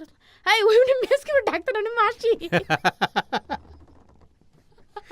অনেক সময় ডেলিভারি রুম থেকে বের হওয়ার পরে মানে ওই অ্যাটেন্ডেন্টগুলো ভাবতো মাসি করেছে, ওই মাসিটা করেছে, বিস্কিটটা করেছে, উনি করাইছে না আমি করাইছি, আমার ছোট দেখো। বলতাম যে ফার্স্ট টাইম যখন আমি মানে হবিগঞ্জের এনজিওতে মানে ডেলিভারি করাই, মহিলার মায়া বলতেছে আল্লাহ গো তোরে কইছিলাম না ইফুরে বিয়ে হইছে না, শাদি হইছে না, ইফুরে ডেলিভারি কিতা বুঝবো, তুই কিতার লাগি এখানে আইছস। এখন আমি মানে আমার তো টার্গেট হচ্ছে ডেলিভারি কোনো মতো করানো। বলতেছে থাকো না একটু, থাকো না প্লিজ থাকো, আচ্ছা সকাল পর্যন্ত অপেক্ষা করো, না হইলে যাই সদর, আচ্ছা সকাল পর্যন্ত আমার একটু সুযোগ দেয় ডেলিভারিটা করবার। ওইরকম করতে করতে রাতে 2টার পরে ডেলিভারি করানোর পরে মহিলার মারে বলতেছি মানে ছোট মরিচ আছে না, এটা ঝাল বেশি থাকে জানো, বাইটটা দেখছো ছোট দেখছো, আমার তো পড়াশোনা ছোট না, আমার অভিজ্ঞতা তো আর ছোট না। চমৎকার, খুবই চমৎকার। একটা মানে সবচেয়ে রিজনেবল একটা ঘটনা হয়েছে, একটা মহিলা আসতো, সে হচ্ছে ওই লুকটার সেকেন্ড ওয়াইফ, মহিলা একটু প্রতিবন্ধী, তার হাতটা এরকম, একটা হাত এরকম। সে যখন এনসি নিতে আসতো আমার কাছে চেক আপের জন্য আসতো, তো বলতো যে তার স্বামী হচ্ছে চুরিটারি করে ডাকাতি করে। তো আমি মানে আমাদের তো গর্ভবতীর মায়ের মোবাইল নাম্বার রাখতে হয়, আমি মোবাইল লিখে আমার কাটে বলছি তোমার জামাই যদি আমার অ্যাটাক করে, বল না বা তোমার অ্যাটাক করতো না বাই চান্স করে আমার নাম্বার দরকার নাই। পরে সেকেন্ডবার চেক আপ করার সময় বলতেছে আমার একটু পেইন আছে, তো বলে আমি আসো চেক করে দেখি। চেক করলাম, চেক করে বলতেছি দেখি একটু জরাই মুখলছে, বলতেছি তুমি বাড়িতে যাও কাপড় চোপড় নিয়ে আসো, তোমার ডেলিভারি করাই দিব না। বলে আফা আমার তো কেউ নাই, আমি তোমার বোন না, আমিও তোমার বোন, আমি আসি আর কেউ লাগতো না, তুমি কাপড় চোপড় নিয়ে আও। আচ্ছা ঠিক আছে যাই, গেছে আর আয় না। তো আমি দুপুরে খাওয়া গোসল করছি, আমার চুলগুলো এমনি কুলা নর্মাল একটা জামা, আমি কি করছি ভাবছি কাছেই, আমি জিজ্ঞেস করতে যারাই জিজ্ঞেস করে বলতেছে এর বাড়িতে কিতার লেগে যাইতে হয়, বলে না একটা রুগী আছে, তো জিজ্ঞেস করতে অনেক দূর গেছি, আর আল্লাহরই গিয়ে দেখি ডাকাত গরো বয়স শেষ আমি, তো কিভাবে কি বলবো। আর মহিলা হচ্ছে পেন সহ্য করতেছে, শাশুড়িকেও বলে নাই স্বামীকেও বলে নাই, স্বামীটাকে নাকি অনেক মারে, খাইতে দেয় না, অনেক মারে। তো কি বলতেছি আমি তো ওই হাসপাতালে চাকরি করি, তোমার বোর বেদনা আছে, আমি নিয়ে যাই ডেলিভারি করাই দিই মনে হয়, ঠিক আছে আপনার লাগে যা কাগজ কাপড় বার কর, কাপড় পর ইয়ে করে সে ওই আগাই দিছে, আগাই দেওয়ার পরে আনলাম, আনার পরে রাতে তো ধরেন আমি থাকি আর ওই গার্ড থাকে, পুরুষ একটা গার্ড আছে আর রুগীটা আনছি, আর কেউ নাই। এখন এসে লোক আসে নাই, ডাকাত লোক আসে নাই। না, ডাকাত তো ডাকাইতি, আসল ডাকাত। সে তো দান্দায় চলে গেছে। আহা। তো 2টা ইনজেকশন লাগবে, তো ইনজেকশন কোথায় পাবো, এটা তো একটা রিমোট এরিয়া। তো বাসে একটা ছেলের সাথে আমার পরিচয় হয়েছিল, আমি নাম্বার নিয়ে রাখছিলাম, ওই ছেলের আমি ফোন করছি, বলতেছি দোস্ত, এসে আমার ইয়ারমিটি মানে একই যে, বলতেছি দোস্ত একটা কাজ করে দেয় না, হলে কি বলতেছে এরকম একটা গরিব রুগী আছে, 2টা ইনজেকশন লাগাই না, দিয়া যাস না। আচ্ছা ঠিক আছে আইতেছি। বলতেছে 400 টাকা সিএনজি ভাড়া দিছে 2টা ইনজেকশন, 26 টাকা হবে 2টা ইনজেকশন। সেই বলতেছে এরকম একটা জঙ্গল আমি আগে জানলে জীবন আইলাম না। তো রাত্রে ডেলিভারি করাইছি, করানোর পরে সে হচ্ছে আমাদের তো ডেলিভারি করানোর পরে 2 হাত দিয়ে প্রেস করতে হয়, সে প্রেস করতে পারতেছে না, একটা হাত দিয়ে কোনো মতে প্রেস, আর একটা হাত তো এমনি প্রেস করতে পারতেছে না, এমনি হাতটা। অনেক মায়া লাগলো, তুমি পারবা তো কোনো মতে ডেলিভারি চেলে হয়েছে, ডেলিভারি করলাম। তো উপরে গিয়ে আমার খাবার ছিল, রান্না বা খাবার ওইটাই না মুখে তুলে খাওয়াইলাম, খাওয়াইয়া পরের দিন সকালে ওই ডাকাতটা আসছে, আইসা মানে পায়ে ধরে ইয়ে করতেছে যে ছেলে হয়েছে, তো যে আপনি অনেক ভালো, আমার একটা ছেলে ইয়ে করে দিচ্ছেন, মানে কোনো টাকা পয়সা লাগে না, তো ওটা ফ্রি ডেলিভারি ছিল। আমার যে doctor, that kind of risk, can you even imagine? ও হাসতে হাসতে বলতেছে। আপনার লাইফে কোনো ব্যাড এক্সপেরিয়েন্স না এগুলো করতে গিয়ে? আছে অনেক গরিব রুগীরা তো ডেলিভারি করার পরে আমার নিজের বাতি, মানে একটু ভাত রান্তাম, এই বাতি না আমার রুগীরা রেখা হইতেছি। তো ডাক্তার যে একটা আঙ্কেল আসলো, আমার পোস্টেরই যে সরকারি ডাক্তার আসলো, শিরিন এইভাবে কিন্তু তুমি জীবনে চাকরি করতে পারতে না। কিতা করছি আঙ্কেল? এই যে রান্নায় নিজের লাগিয়ে আবার রুগী রেখা লিতেছো।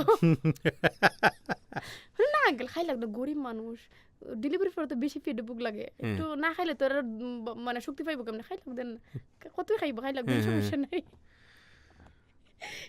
অসাধারণ। বেড এক্সপিরিয়েন্স একটা হইলো, একটা মহিলার তার হচ্ছে 12 বছর পরে কনসেপ্ট করছে বাচ্চা, 3 দিন ধরে বাড়িতে পানি যাচ্ছে, সে কোথাও যায় নাই, আমাকে বলতেছে বাড়িতে গিয়ে ডেলিভারি করতে, বলছে বাড়িতে গিয়ে ডেলিভারি করতে পারবো, তুমি আমার এখানে নিয়ে আসো। তো আনার পরে বেশি না 8 ঘন্টার পরে ডেলিভারি হয়ে গেছে, আর বাচ্চাটা হচ্ছে ভিতরে 3 দিন ধরে পানি নাই, একটা পানি ছাড়া মাছই বাঁচবে না, সে জায়গায় সব পানি চলে গেছে, বাচ্চা বাঁচবে না, বাচ্চাটা খারাপ। আমি রেফার করে দিছি সদরে, রেফার করার পরে সদরে আইসা বাচ্চাটা মারা গেছে।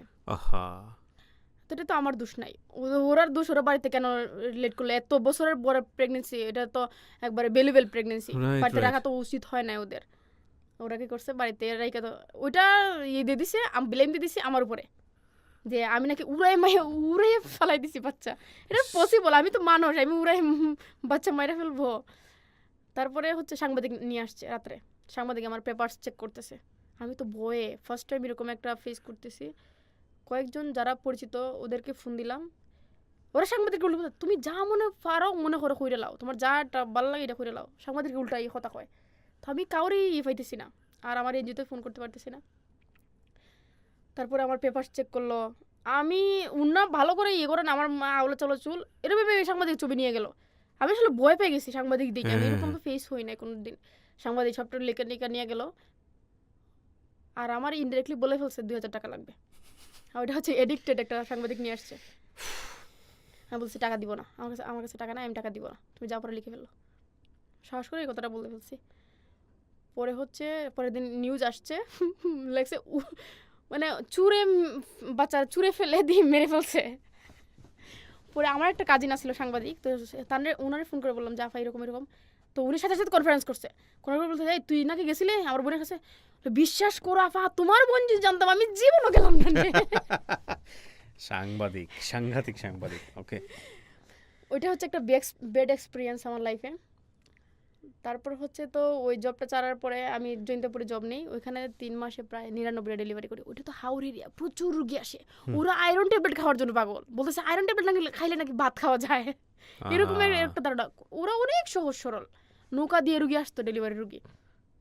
মাই গুডনেস, অনেক মানে আমার ভালো লাগতো এটা তো মানে কনজারভেটিভ এরিয়া, কিন্তু প্রচুর রুগী।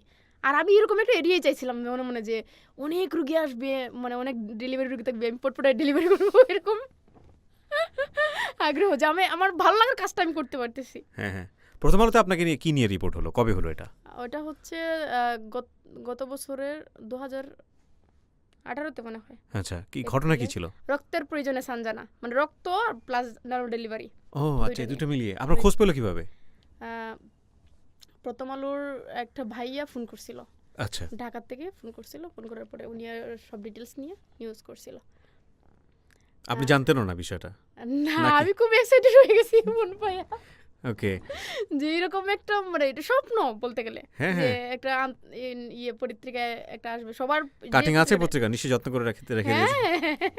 আমরা দেখাচ্ছি আপনাদেরকে কাটিংটা ভিডিওতে। ওকে, হ্যাঁ, তারপর হচ্ছে ওই জৈন্তপুরে ওরা তো একজনের পরিবর্তে আমাকে নিছে, এটা আমি জানতাম না। হুম, যখন ওই মহিলাটার কাজ মানে আমার 3 মাস শেষ হয়ে যাবে, ও চলে আসবে, তখন ওরা আমার সাথে উল্টাপাল্টা শুরু করে দিছে। রাইট, ওই দিনই সকালে আমার হচ্ছে আমি যেখানে এখন বর্তমানে যে জব প্লেস আছি ওই জব প্লেস থেকে ফোন করছে। ওইখানে হচ্ছে 1.5 বছর আগে সিভি দিয়েছিলাম, ওইখান থেকে ফোন করছে। আমি মানে কীরকম একটা মানে এত খুশি হয়েছি, আমি ফোন পাইই বলতেছে আপনি অমুক, আপনি একটা সিভি দিয়েছিলেন আমাদের এখানে। আমি ভাইয়া আমি কিন্তু ভালো ডেলিভারি পারি। বেবি থাকুক আর না থাকুক ডেলিভারি হয়ে যাবে, দ্যাট মাচ। বলছে আচ্ছা এটা কোনো বিষয় না, সমস্যা নেই, আপনি মানে পরে বললেন। আমরা তো ডাকছি, আপনি আসতে পারবেন, আইসা ইন্টারভিউ দিতে পারবেন? হ্যাঁ হ্যাঁ আসতে পারবো। আর আমার বোনটা তো ওইখানে পড়তেছে, প্রতি মাসে ওরা টাকা দিচ্ছি, প্রাইভেটে পড়তেছে। আর আমার ফুলি ওরে পড়াইছে আমার টাকা দিই, আমার ফ্যামিলি কিন্তু 1 টাকা নিয়ে নেই। ওকে, এটা আমার লাইফে বড় অ্যাচিভমেন্ট যে আমি আমি আমার নিজের টাকাতে কিছু করি নাই, মানে যে যা স্যালারি পাইছি ওই দিকে ইয়ে করছি। তার বোনটা পড়ুক, আল্লাহ রহমতেও ফাঁস করছে গত ফেব্রুয়ারি থেকে। এখন একটা ক্লিনিকে জব করতেছে। ভেরি গুড, মাশাআল্লাহ। আল্লাহর যদি আল্লাহ চাইন তাহলে সরকারি জব হয়ে যাবে ইনশাল্লাহ। মাশাআল্লাহ মাশাআল্লাহ। অ্যাপ্লাই করছে। তারপর তো এইখানে জব হইলো, কিন্তু ভালো কাজ করা প্রচুর কঠিন। আর তার উপরে আমি একটা মেয়ে মানুষ, সহজেই একটা মানুষ আঙুল তুলতে পারে, অনেক আঙুল তুলেও। কিন্তু এই করোনার কালীনে আমি 385টা ফ্যামিলিকে খাবার দিছি। মাশাআল্লাহ। 500 টাকার একটা প্যাকেজ বাজার দিছি প্রায় 360 জনকে। এই টাকাগুলো কোত্থেকে ম্যানেজ করেন? ফেসবুক থেকে? আমার ফেসবুক অসংখ্য ভালো মানুষ, আপনি বিশ্বাস করবেন আমি কল্পনা করতে পারি না, আমি জাস্ট 100 টাকা করে তুলে আমি 1 লাখ টাকা তুলছি এই করোনার সময়। ওরে বাবা, মাশাআল্লাহ। জাস্ট 100 টাকা করে, কারণ এখানে তো সবাই বিপদে, কিন্তু কম টাকা দিয়েই মানুষ কিন্তু বৃহৎ একটা কাজ করতে পারে। এটা আমার ভিতরেও অতটা সাহস ছিল না, কিন্তু 100 টাকা করে আমি 1 লাখ টাকা তুলছিলাম। She is totally happy person first of all. ওর সঙ্গে আমি যতটুকু মিশেছি, কথাবার্তা বলেছি, এবং ওর ফেসবুকের ছবিগুলো দেখলেও বুঝতে পারবেন ও খুব অল্পতেই হ্যাপি, এবং শি থিঙ্কস অ্যাবাউট কমিউনিটি। এটা হচ্ছে সবচেয়ে বড় জিনিস। ব্র্যান্ডিং বাংলাদেশ যারা দেখছেন তারা কিছুটা হলো আইডিয়া পাচ্ছেন যে আমি আসলে এই অনুষ্ঠানটা কাদের জন্য করছি, এই অনুষ্ঠানটা আসলে কেন, এই অনুষ্ঠানটার মোটোটা আসলে কেন।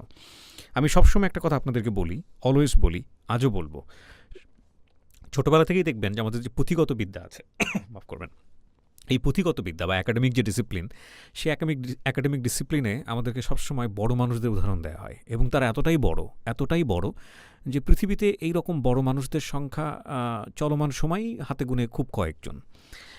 কিন্তু আমাদের চারপাশেই, আমাদের ঘরের পাশে, এমনকি আমরা যে সমাজে বসবাস করি সেখানেও যে একটা বৃহৎ আকারের মানুষ থাকতে পারেন, এবং সেই মানুষটাকে আমার ওই পুঁথিগত বিদ্যার বড় মানুষের চাইতে ফলো করাটা যে অনেক বেশি ইজি, এইটা আমি বলতে চাই ব্র্যান্ডিং বাংলাদেশে। আমি চাইলেই পুরো দেশটা নিউটনের মতো মানুষ দিয়ে ভরিয়ে দিতে পারবো না, এটা সম্ভব নয়, পৃথিবীর কোনো দেশই পারবে না, যদিও তারাই আমাদের এক্সাম্পল। ডেফিনেটলি আমি চাইলেই রবীন্দ্রনাথের মতো মানুষ তৈরি করতে পারবো না, 100 বছরে একজন হয় কিনা সন্দেহ আছে। আমি চাইলেই হুমায়ুন আহমেদ তৈরি করতে পারবো না, আমি চাইলেই আপনার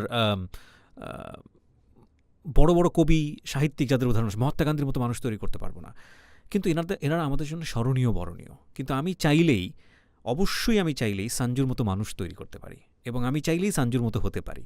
আমার ব্র্যান্ডিং বাংলাদেশে যারা এসছেন তাদের মতো হতে পারি। এরা আমার পাশের বাড়ির মানুষ, এবং এরা চমৎকার মানুষ, এরা অসাধারণ মানুষ। তো এই অসাধারণ মানুষ সম্বলিত একটা কমিউনিটি যদি আপনি চিন্তা করেন, তাহলে এই মানুষগুলোকে রেসপেক্ট করতে হবে, এই মানুষগুলোকে স্যালুট জানাতে হবে, এবং এই মানুষগুলো যে আমারই বাড়ির পাশে হয়ে ওঠা মানুষ, তাদের যে একটা আলাদা রিকগনিশনের প্রয়োজন হয় সেটার ব্যবস্থা করতে হবে। তাহলে বাকি যারা আছেন তারা তাদেরকে ফলো করবেন। সো ব্র্যান্ডিং বাংলাদেশের মোটোটা হচ্ছে এটা। আমি আরও বেশি ডিফাইন করতে চাই অনুষ্ঠানটাকে, সেটা 10টা পর্ব প্রচারিত হওয়ার পর। তো সঞ্জু, আমি ফেসবুক কিছুদিন আগে ফলো করছিলাম, সেখানে আমি যেটা দেখলাম যে আপনার হাতে কতজন ডেলিভারি হয়েছে? 500-র বোধহয় বেশি। 528 জন।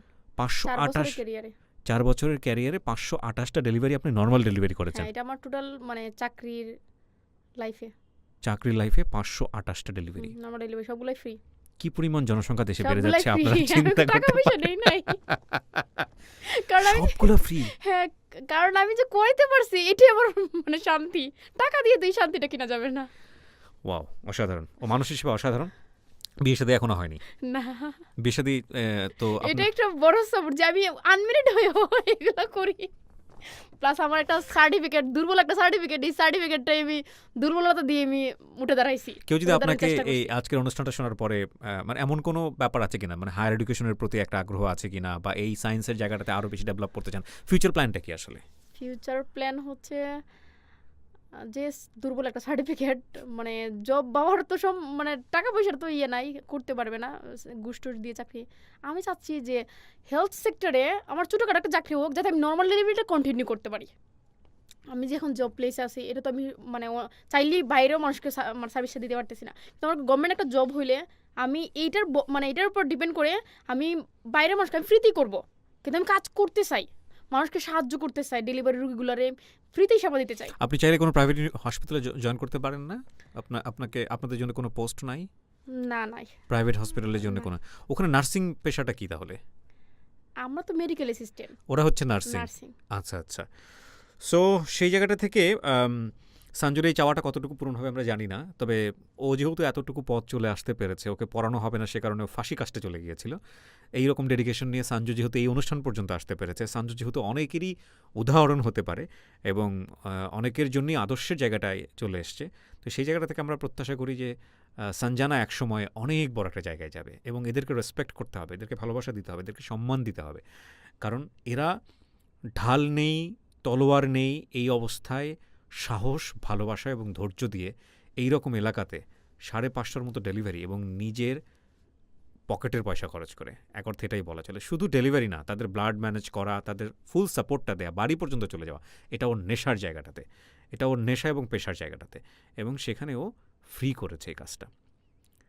নমস্য, রেসপেক্ট, খুবই রেসপেক্ট। আমি খুবই মানে সম্মানিত বোধ করেছি যে আপনি হবিগঞ্জ থেকে আমার ডাকে আজকে যখন অনুষ্ঠানটা ধারণ করছি তখন এই বৃষ্টিতে ভিজে ঠিজে, হ্যাঁ, ওর আসার কথা ছিল সকালবেলা, আসতে পারেনি, আস্তে আস্তে প্রায় সন্ধ্যার মতো হয়ে গিয়েছে। ও বৃষ্টিতে ভিজে তারপরে কাজ রেখে এই ছুটি ডে অফের দিন ও বলেছে ভাই আমি অন্য দিন আসতে পারবো না, বলছি ডে অফের দিনে আসো তুমি। তো ওই অবস্থায় এসে আজকের এই অনুষ্ঠানে ও আমাদেরকে 2 ঘন্টার সময় দিয়েছে। আমি রিয়েলি অনার্ড, আমি একটা কথা বলতে চাই। শিওর সঞ্জু, বলেন। আমার বড় বোন তো বিয়ে হয়ে গেছে, বড় ভাইটা আনমেরিড আছে। তো তারপরে আমার পরের বোনটা হচ্ছে সে ইংলিশ নিয়ে অনার্স মাস্টার্স করা, সে বিসিএস ক্যাডার হতে চায়।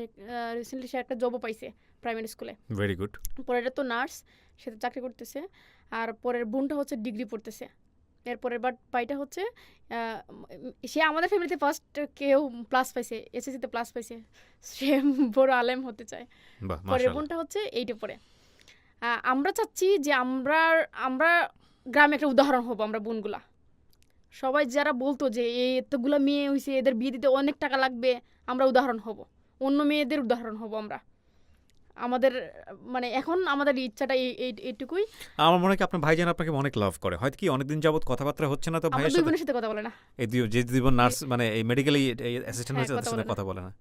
না, এই ভাইকে আমিও আমার জায়গা থেকে, আপনি কি বলেন ওনাকে? ভাইজান, ভাইসাব, আমিও আপনাকে বলছি আপনার এই 2 বোন আপনাকে অনেক মিস করে। ওনার কথা আমি জানি না, বাট ও যখন বলতেছিল, আপনি যদি অনুষ্ঠানটা দেখে থাকেন, ওর চোখ দিয়ে কিন্তু টপটপ করে পানি পড়ছিল। এবং আমার কাছে মনে হয় আপনার এই বড় ভাইয়ের অনেক বড় অবদান আছে আপনাদের সবার ক্ষেত্রে, এবং সে মানে পরিশ্রম করে নিজে লেখাপড়া করতে পারেনি, আপনাদের জন্য সে ইনপুট দিয়েছে। আর উনি আসলে যে কারণে আপনাকে হয়তো সাপোর্টটা দিতে পারেননি, সেটা একটা আতঙ্কের জায়গাটা থেকে, ওটাও এক ধরনের ভালোবাসায় বলে যে না, মেয়ে হয়ে বাইরে যাচ্ছে, কোথায় কি হবে না হবে, কি হবে না হবে, সেই জায়গাটা থেকে। তো আমার মনে হয় যে এটা আপনার এখন একটা গর্বের জায়গা, আপনার এই বোনেরা এত ভালো করছে, তাদেরকে এতটা সম্মান দেওয়া হচ্ছে, রেসপেক্ট দেওয়া হচ্ছে। সুতরাং এই কষ্টের জায়গাটা আপনার জায়গা থেকে না রাখাটাই উচিত হবে। অন্তত আজকের অনুষ্ঠানের মাধ্যমে আমি আপনাকে রিকোয়েস্ট করতে চাই, আপনার বোনের সাথে এই দূরত্বটা না রাখাটা উচিত হবে। জি, আর যদি কিছু বলার থাকে। একটা সিক্রেট আছে, আমি কাউরে পর্যন্ত বলি নাই। আমার হচ্ছে টার্গেট হচ্ছে আমি একটা বৃদ্ধাশ্রম করব, কিন্তু আমার টাকা নাই। আচ্ছা, আমি যে একটা ছোট জব করি, এই জব দিয়ে আমার পক্ষে সম্ভব না।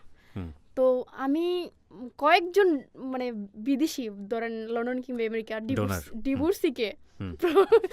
চেষ্টা করছি যে ওদেরকে পটানোর চেষ্টা করছি যে আমাকে বিয়ে করে বিদেশ নিয়ে যাও 4-5 বছর আমি কাজ করে যে টাকা জমাবো ওই টাকা জমা দেশে এসে আমি একটা বৃদ্ধাশ্রম করবো।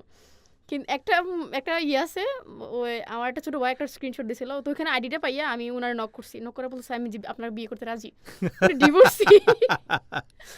উনি বলতেছে তুমি পাগল, তুমি এরকম আর বলে ওই কাজটা করো, তোকে এরকম যদি সে সইছে যে ভাই বলতেছো তোমাকে তো নিয়ে বিক্রি করে ফেলবে, এটা কখনোই বলবা না, না তুমি ভালো কিছু ডিজার্ভ করো, তুমি ডিভোর্সে কেন বিয়ে করবো? আমি ভাই আমার টাকা দরকার, ওই টাকার জন্য মানুষ এরকম একটা ডিসিশন নেয়, এরকম ভুলে কাজ করবা না।